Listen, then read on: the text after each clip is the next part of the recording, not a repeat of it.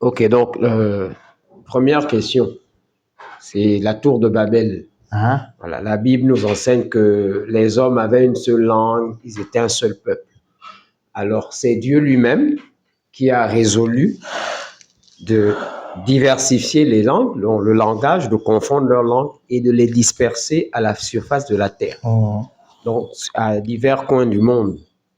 Est-ce que justement Dieu n'avait pas en vue lui-même de diversifier le culte, si je peux dire ça comme ça, parce que en créant les langues et en orientant les peuples de par-delà le monde, ça aurait forcément conduit à ce que chacun rende un culte à Dieu par rapport au contexte dans lequel il évolue. Donc, par exemple, au Gabon, si nous, on croit aux divinités des forêts ou de l'eau, c'est par rapport à l'environnement dans lequel on se trouve. Si ceux qui sont dans le milieu désertique adorent les esprits du désert, d'autres dans les esprits des montagnes comme les Indiens, est-ce que ce n'est pas Dieu lui-même qui en est la cause? Est-ce que quand le Seigneur a eu à disperser les peuples, il n'avait pas ça en vue? Quel était le but? Il y a un adage qui dit entre deux mots. Donc, mal ici, mal là. Il faut choisir le moindre. Donc, ça, c'est un mal. Ça, c'est un mal. Tu choisis le moindre mal. Est-ce que tu comprends? Voilà. Donc, ça veut dire quoi? Je comprends ta question par rapport aux dégâts, les cultes, machin. Mais si Dieu a séparé, c'est sûr que s'ils étaient restés ensemble, ça aurait été pire. Tu sais qu'il y en a qui disent que la mort, par exemple, la mort, quand Dieu a décidé que la vie de l'homme ne sera que 120 ans, machin, c'est par amour que Dieu a décidé ça. Quand le sang du Père c'est la mort, quand Dieu a décidé qu'il a réduit la vie de l'homme, c'est par amour. Pourquoi? Parce que le péché a des effets négatifs. Il détruit. Bon, imagine quelqu'un, par exemple, qui est handicapé. Quelqu'un qui est handicapé mental, quelqu'un qui est handicapé moteur, qui a eu un accident, qui est tétraplégique.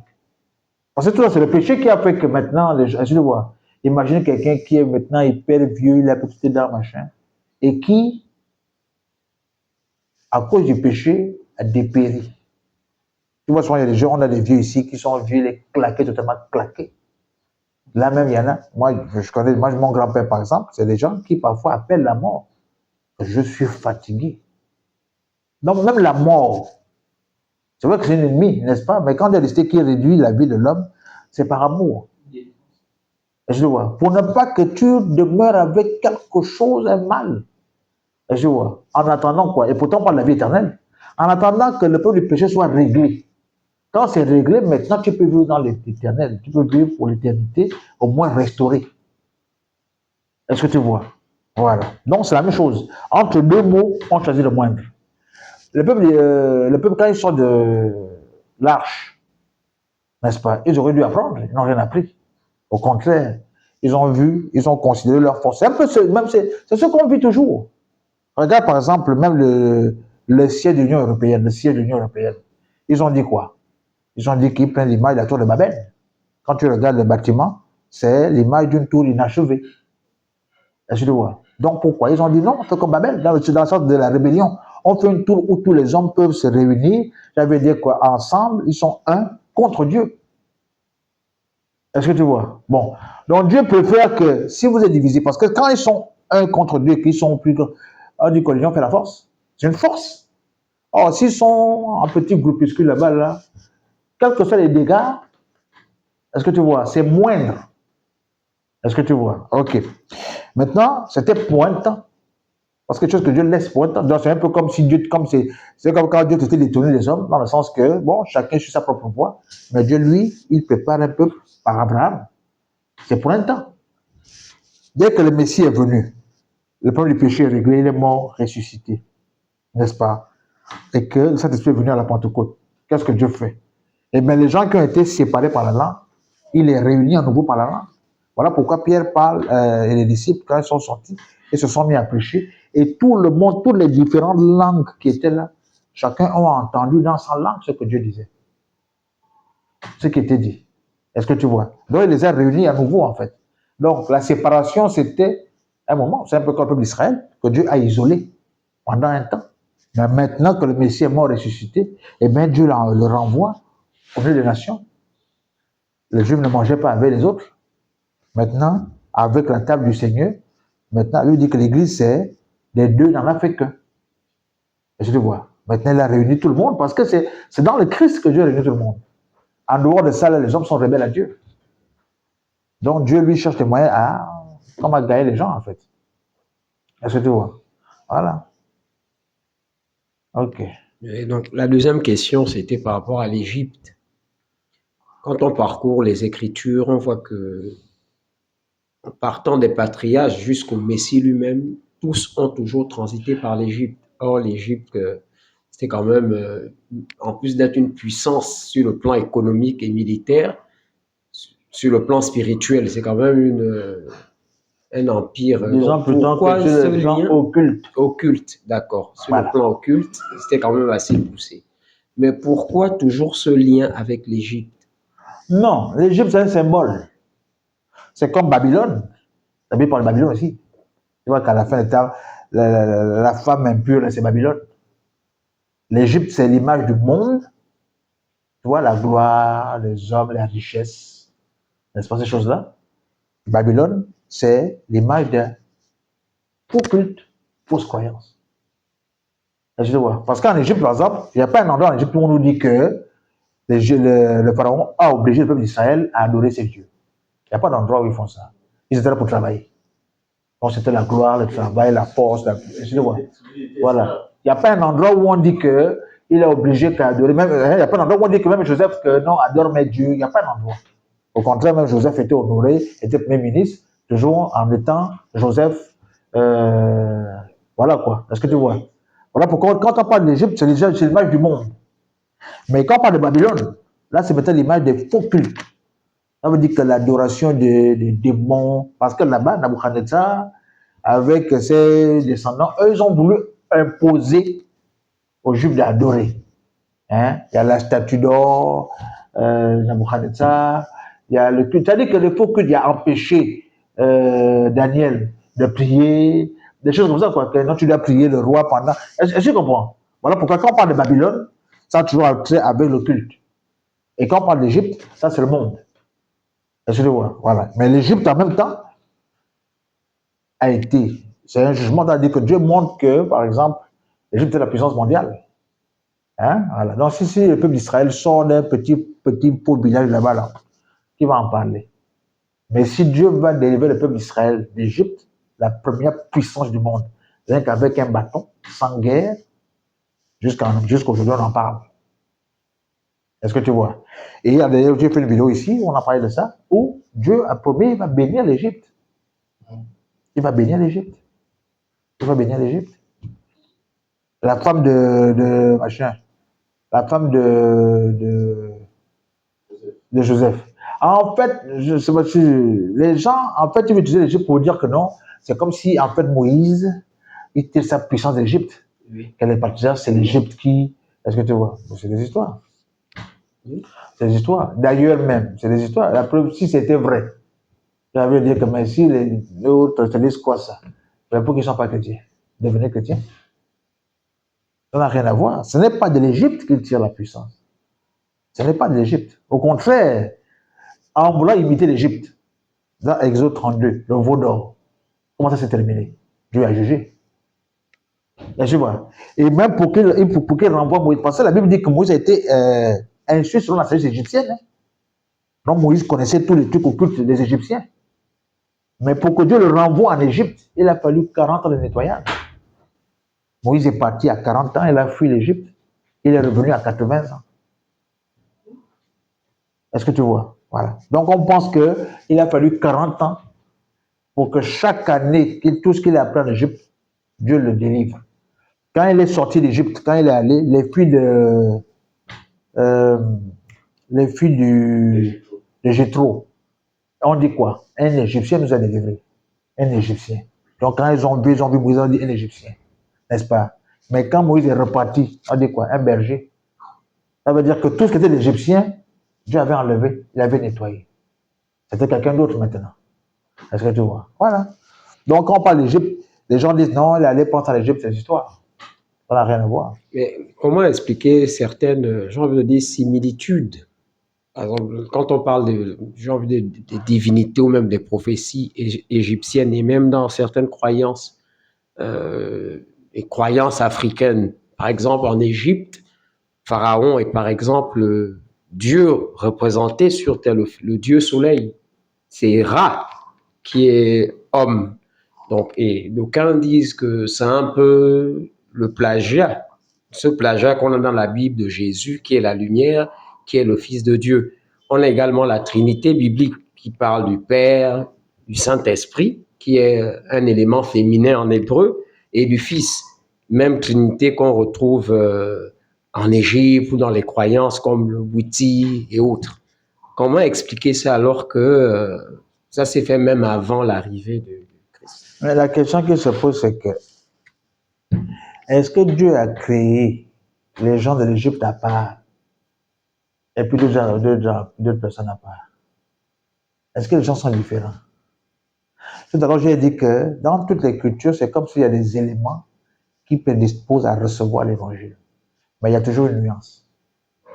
Est-ce que tu vois? Est-ce que l'Égypte, quand tu regardes bien, est-ce que l'Égypte enseigne que le monde a été fait à partir de rien? Non. L'Égypte n'enseigne pas ça.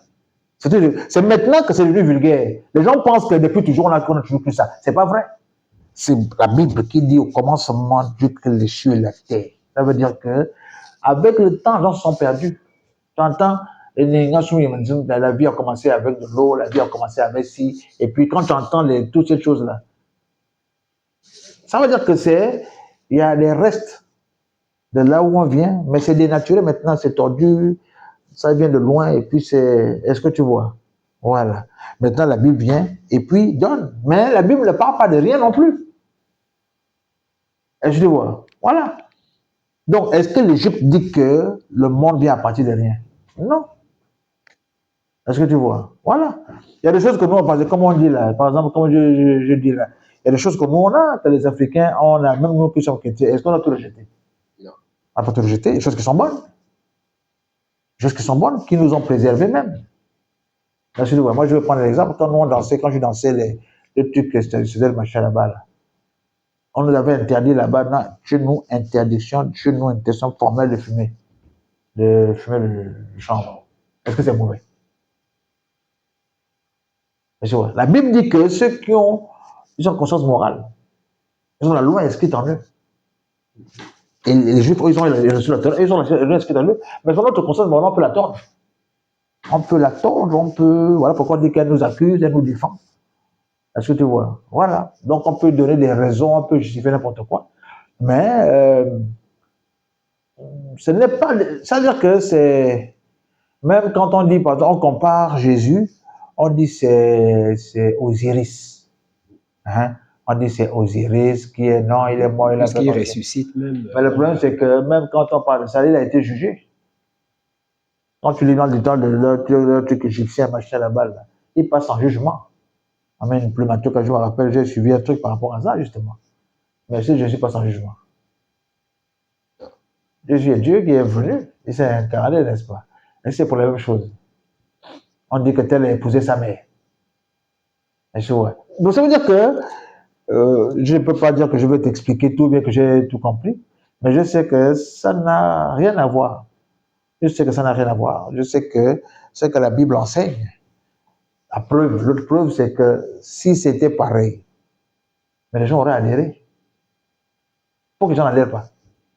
Or, quand le christianisme s'est corrompu, par exemple, avec l'entrée des philosophes dans la foi chrétienne, avec le système catholique romain qui a mélangé avec le paganisme, hein, le culte de Marie, on a pris les saints.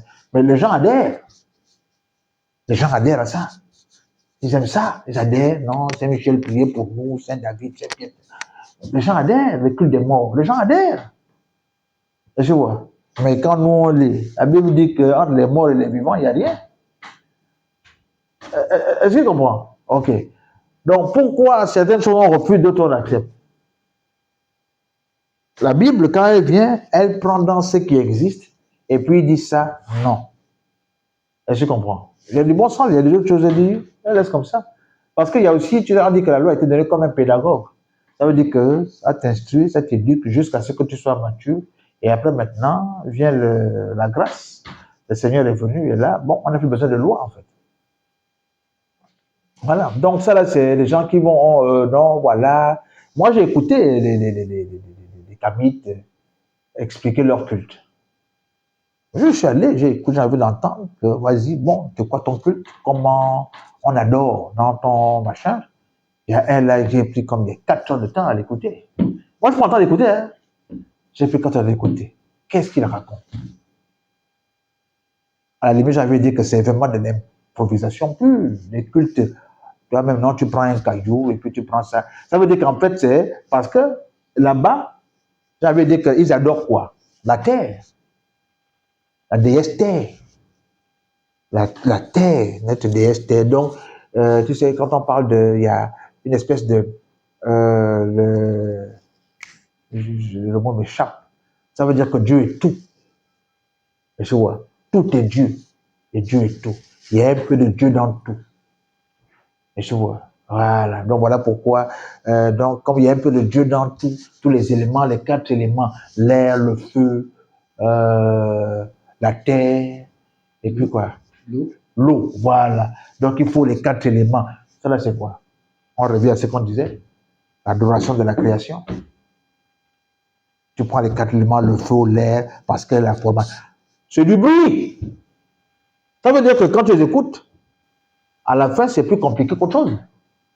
Ouais, prochaine question. Oui. Parce que ça, c'est aussi. C'est vrai qu'il y a aussi certains qui se disent hommes de Dieu, certains hommes de Dieu qui enseignent ça et qui prennent les passages par la terre. Et les gens font les prières là où la terre, la façon déclame ses bénédictions en s'adressant à la terre. Bon, moi je me dis souvent, pour ce qui est des hommes de Dieu, les gens s'ennuient. Ça veut dire qu'il y a des gens qui ont transformé l'église en lieu de spectacle. Ça, c'est moi. Donc, il faut que quand les gens viennent, il faut épater, il faut du nouveau. Bonjour, on va faire des prières, on va faire des prières vraiment. Aujourd'hui, là, allez, parle à la terre, réclame tes noms. Il n'y a pas un verset qui dit de parler à la terre. Même si Dieu a parlé à la terre, ou même si David a parlé à la terre, je m'en fiche de ça. La Bible me dit, tout ce que vous demanderez au Père, à mon nom. C'est ce qui est écrit, non? Il demande au Père.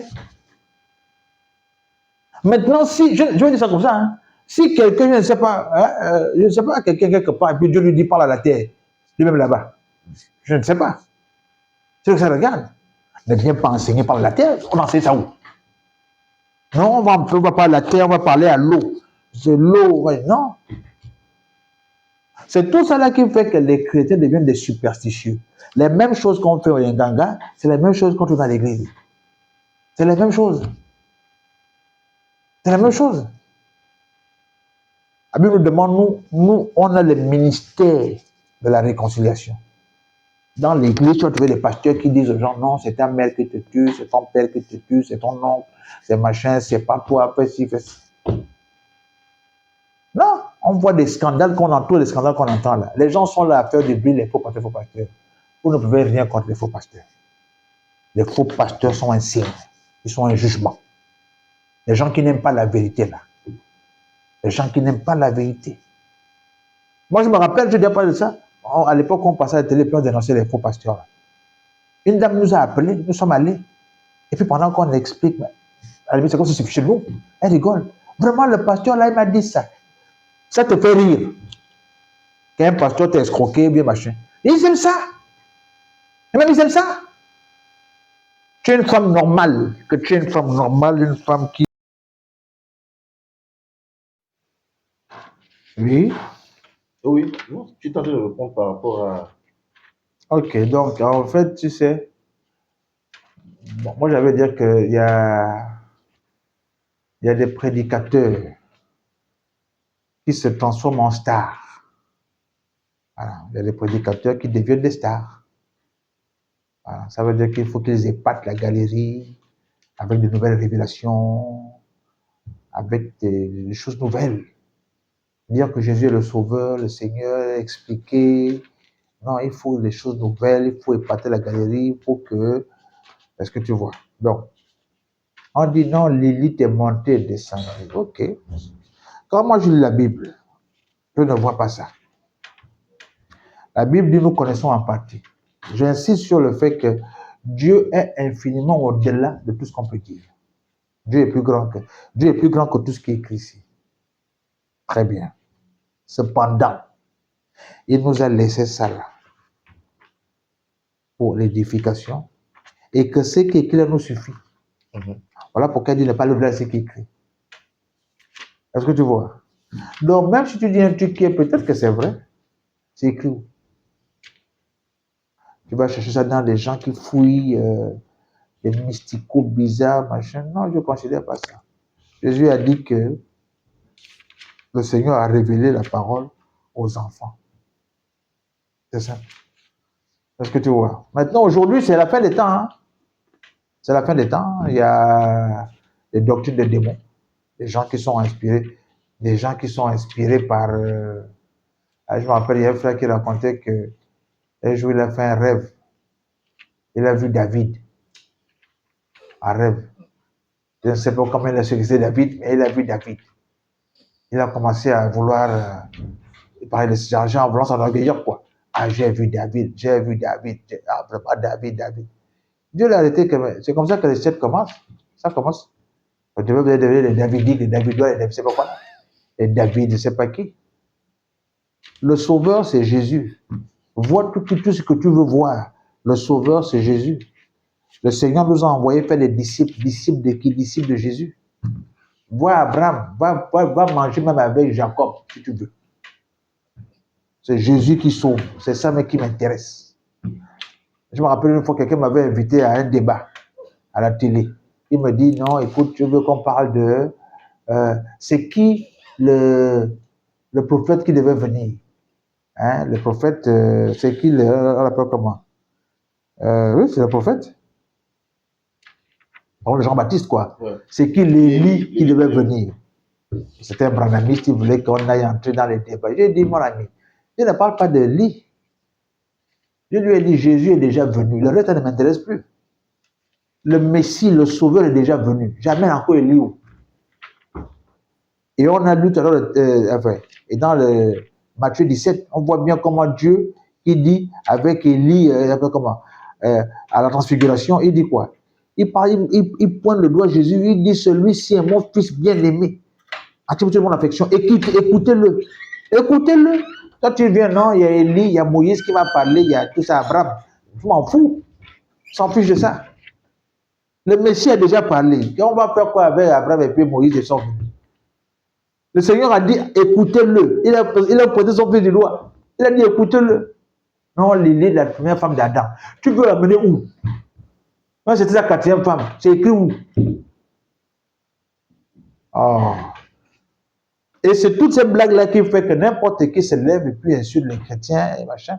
Parce que vous êtes devenus des plaisantins. Les chrétiens, je ne sais pas. Les pasteurs, maintenant, c'est... En fait, je ils s'ennuient. Mais allez-y prêcher l'évangile. Allons-y prêcher l'évangile. Faites des programmes, allez-y prêcher l'évangile. Mais puisque on reste là et qu'il faut entretenir les gens et qu'on cherche toujours le dernier buzz qui manquait, alors on commence à prêcher des choses bizarres. Non, il y a eu une première création, après il y a eu machin, vous entendez des choses les plus... Non, voilà, il y a même des morts. Moi j'ai entendu des choses. Quand quelqu'un qui dit non, quelqu'un qui est mort avant le temps. Non, il y a des morts, Dieu a dit que tu dois vivre 25 ans, mais lui il est mort à 20 ans. Donc pendant les 5 ans là, il va errer sur terre. Tu l'as vu où? Qui t'a expliqué ça? Et je vois. La Bible dit, la Bible, Paul dit que Barnabas et moi, Barnabas et moi vous enseignez à ne pas aller. Attends, je crois que c'est Apollos ou Barnabas. Laisse-moi vérifier pour ne pas dire des bêtises. Alors.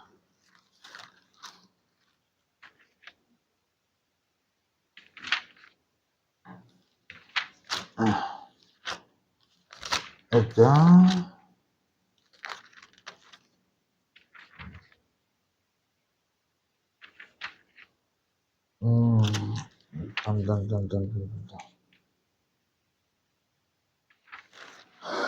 Oh là, je cherche ce texte là que je le retrouve.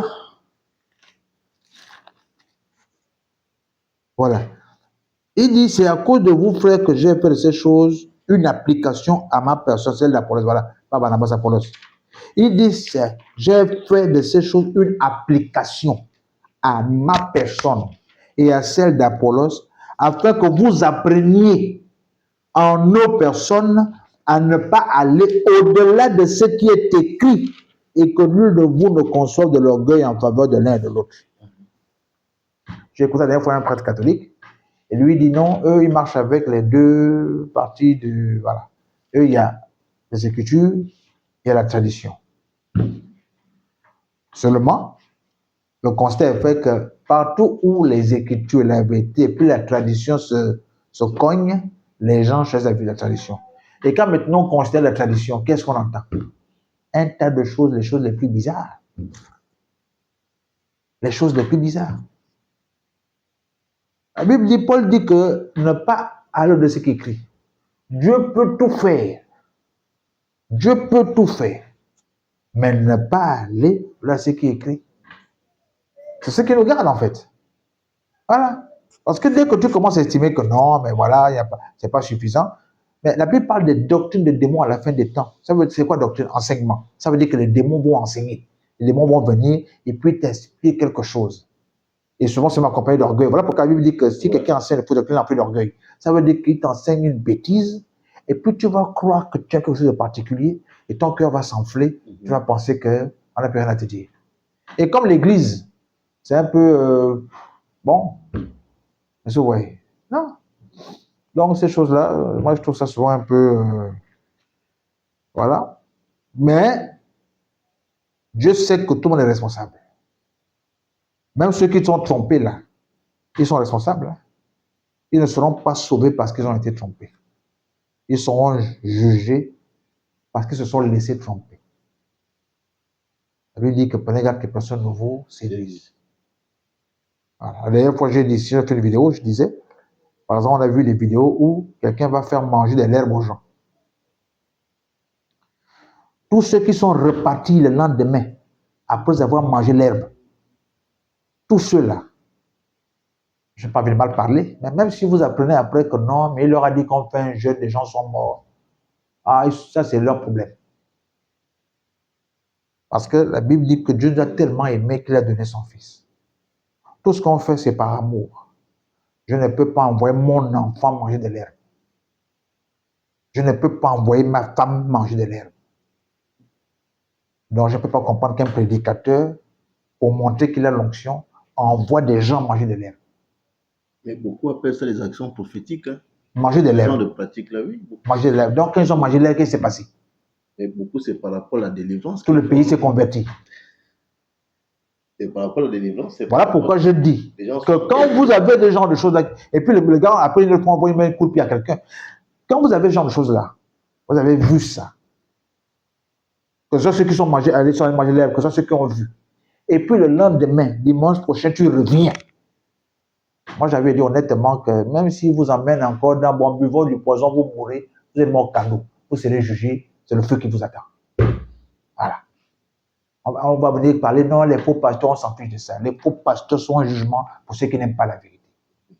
La Bible dit que parce qu'ils n'ont pas reçu, parce qu'ils n'ont pas reçu l'amour de la vérité, Dieu permet qu'ils reçoivent un esprit légal. Oui, c'est ça, c'est l'évangile de la vérité. C'est pas l'évangile, c'est pas gentillesse. C'est pas gentillesse. Comment tu veux qu'une femme normale, moi j'ai écouté un faux pasteur dire ça, une femme normale va accepter que quelqu'un te dit, viens, je vais te faire un bain prophétique à 22h30, à 23h, viens me trouver à l'hôtel. C'est une bandite. Elle voulait sortir avec le pasteur. Elle va venir, il m'a trompé, il m'a dit que machin, et puis on a couché ensemble, et puis elle fait l'innocente. Tu n'es pas innocente. Tu as vu Jésus coucher avec qui? C'est quel prédicateur? Ce n'est pas ton mari. Même les gens qui ne sont pas chrétiens savent que les chrétiens enseignent que si ce n'est pas ta femme, tu ne couches pas avec. Bon, maintenant, quelqu'un qui n'est pas ton mari, en même temps qu'il dit qu'il est pasteur, il te dit, viens, je vais te faire un bain prophétique, je vais te trouver une huile sur tout le corps. Et quand on dit tout le corps, là, c'est rien que les jolies filles. On n'a jamais vu une huile sur le corps, femme de 70, 15 ans. C'est des jolies filles qui sont bien, le beau corps, machin. Non, bien jouer tout une huile sur tout le corps. Voilà, après ça finit, non, voilà, bon, Dieu, tout mon corps est ouin, je vais coucher avec toi, puis Dieu va te bénir. Les mêmes choses que les gangas font. Les mêmes choses que les gangas font. Non, bon, maintenant je te fais le travail pour que tu aies un enfant. Maintenant, le premier qui doit passer, c'est moi. Où est Dieu dans ça? Ça revient à la question que je te posais tout à l'heure. Quand il dit que celui qui, la bénédiction de l'éternel, il dit, c'est la bénédiction de l'éternel, c'est la bénédiction de l'éternel qui enrichit, elle ne se fait sur d'aucun chagrin. Si Dieu te bénit, il t'a béni. Il n'y a pas de contrepartie quelconque. Il n'y a pas de contrepartie quelconque. Donne-moi ton enfant, donne-moi ta femme. Bon, tu seras impuissant. Bon, ne fais pas ça. Il n'y a pas ça. Dieu te bénit, t'a béni. Parce que quand lui il bénit pour que toi tu sois en bénédiction. Or, les gens qu'on voit là, ils s'en vont prendre l'argent chez le diable. Et voilà pourquoi ils sont contents que les gens souffrent. Voilà. Il est allé se prendre devant le diable. Le diable lui a donné des richesses. Mais ce n'est pas pour qu'il ait distribué ça aux gens, pour que les gens soient bénis, non. Il faut qu'ils perdent les gens. Écoute, bon, je te donne les richesses, mais arrange-toi pour me pervertir les âmes. On va entendre, non, bon, écoute, lui, son business, c'est, il paie les gens pour qu'on aille lui prendre les filles vierges, il couche avec. Pour faire quoi? Pourquoi spécialement vierge? Ça veut dire que son argent, là, vient du diable. Et les âmes qu'il a promises au diable, c'est ça. Il va coucher avec les petites filles, il faut des scandales.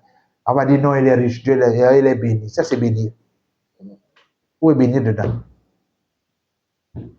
Or, si ta bénédiction vient du Seigneur, mais regarde un peu, on voit ça souvent. Bon, je n'ai pas envie de citer des gens que je ne connais pas toujours, mais quand on voit les Occidentaux, enfin, en Amérique, quand tu vois par certains films qui parlent de la vie de certaines personnes qui se sont battues, par eux-mêmes, ils ont travaillé, machin.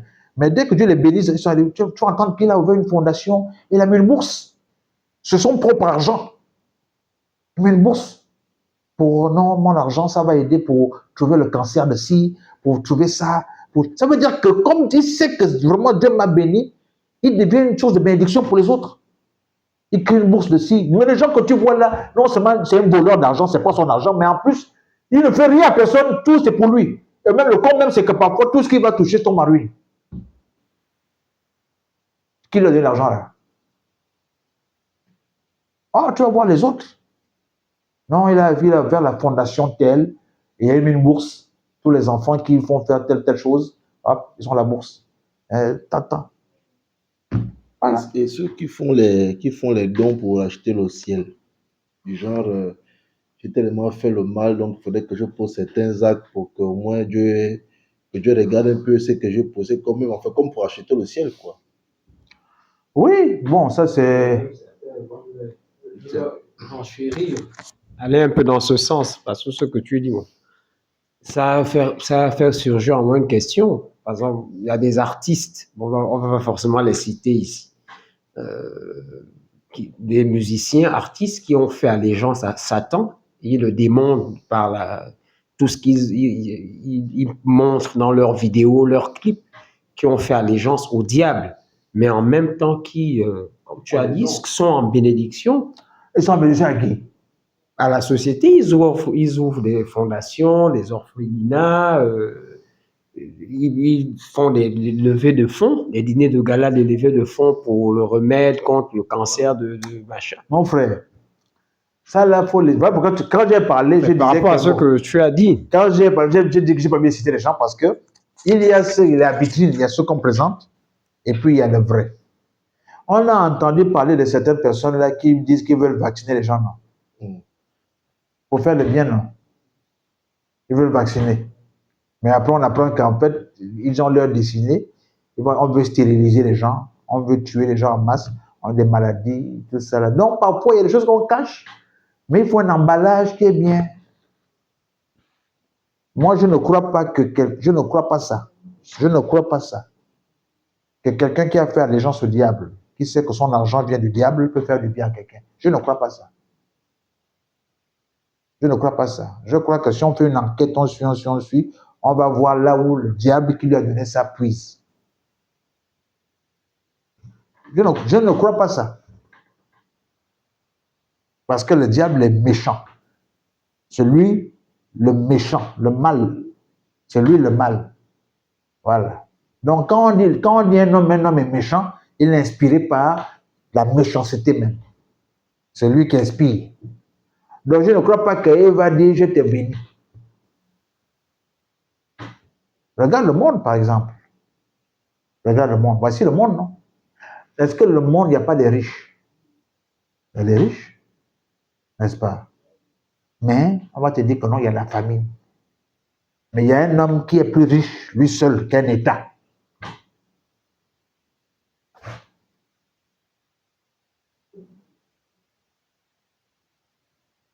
Quand tu regardes comment le Dieu de la Bible parle, à propos d'Israël, il a prévu que quand tu gardes, prends ta dîme.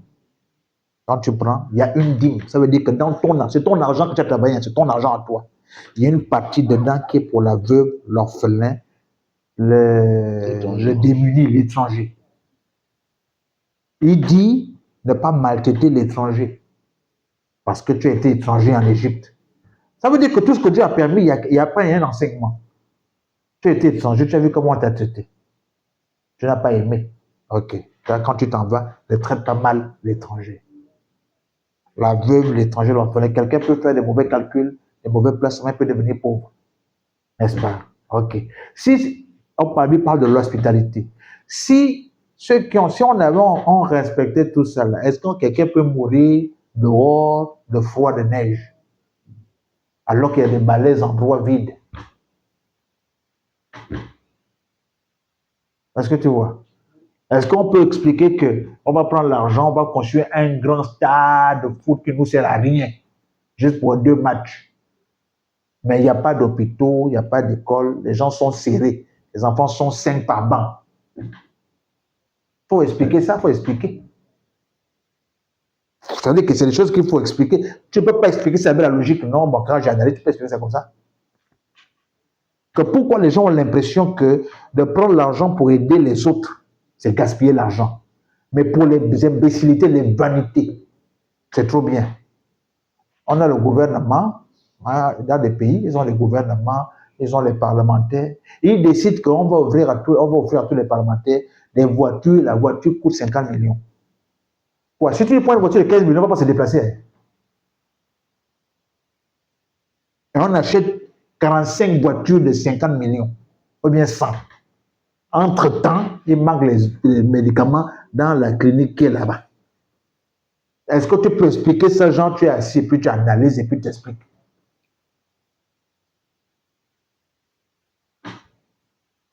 Tu veux expliquer ça comment? Je peux expliquer. Ça, c'est la ville. Ça, c'est le Satan est là. Si tu te posternes et m'adores, je te donne. Comment on l'adore comment? C'est ça. Ça veut dire que tu vas faire les choses qui... ça ne peut pas s'expliquer. Moi, je te dis que tu essaies de comprendre. Il faut comprendre ça. On voit ça. Il y a des gens qui ont... Il a payé quelqu'un, vient travailler chez moi, il a du mal à donner le salaire. Il a l'impression que payer le salaire, ça gaspille l'argent. Mais, s'il va en boîte de nuit, le salaire qu'il devait donner là, il peut claquer 4 fois en boîte de nuit avec ses amis et tout ça. Tu vas expliquer ça comment?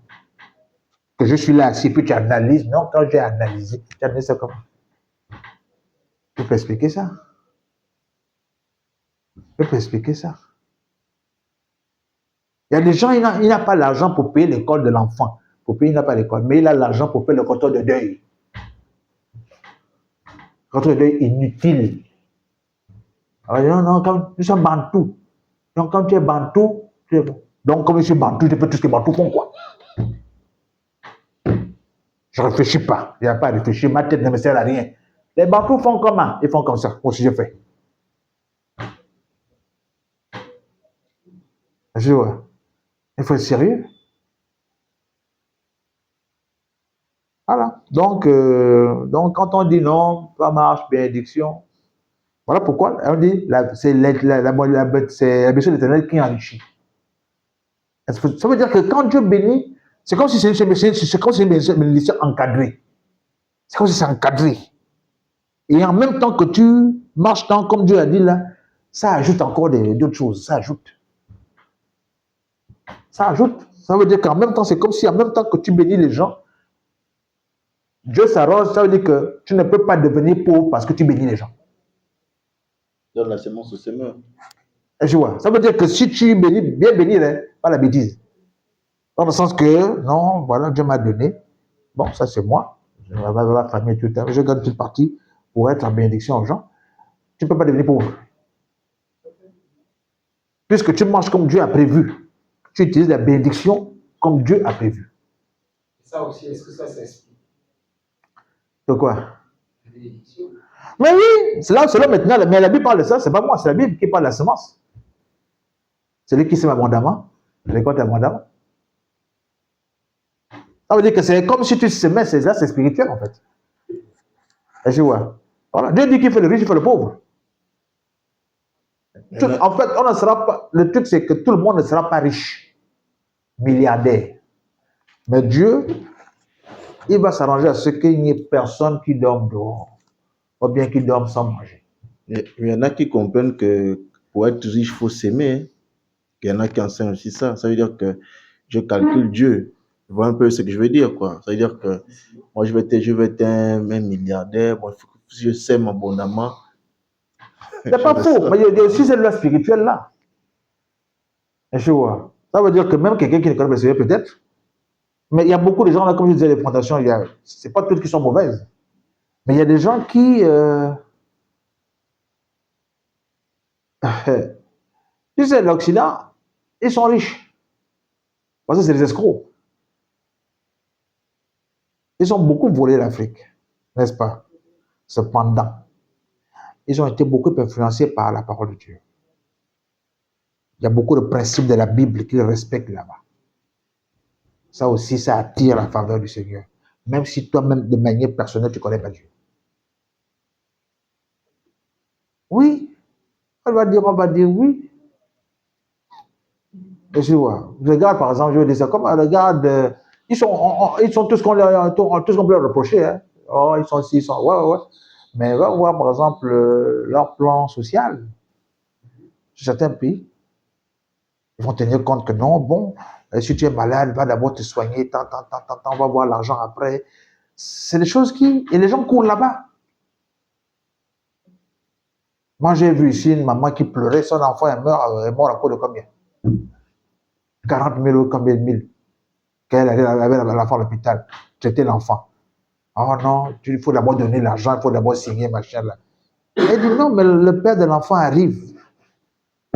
Non, s'il n'y a pas l'argent, l'enfant meurt pour 40 et quelques mille. Mais c'est un être humain qui est mort. Et Dieu vous regarde.